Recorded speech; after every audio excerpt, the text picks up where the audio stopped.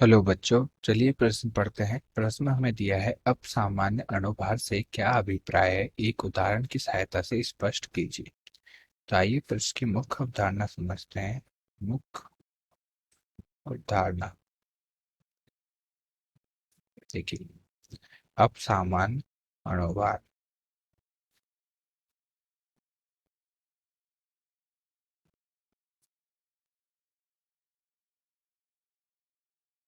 देखिए, तो होता क्या है, जब किसी पदार्थ का प्रायोगिक अणुभार उसके सामान्य अणुभार से भिन्न प्राप्त होता है, तो उस प्रायोगिक अणुभार को हम क्या बोलते हैं? अब सामान्य अणुभार। हम लिख सकते हैं, जब किसी पदार्थ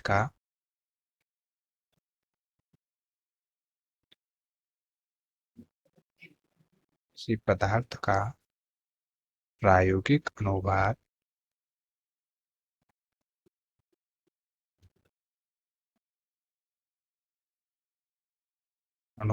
उसके सामान्य अणुभार से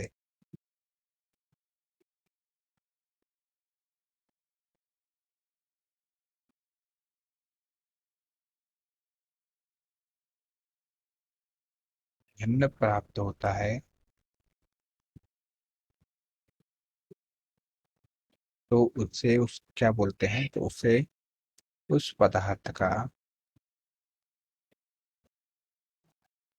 अपसामान्य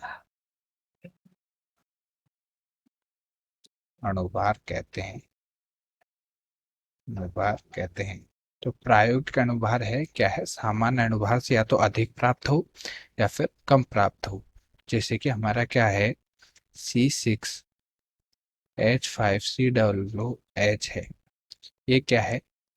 ये इसका एक अणु है C6H5COOH का।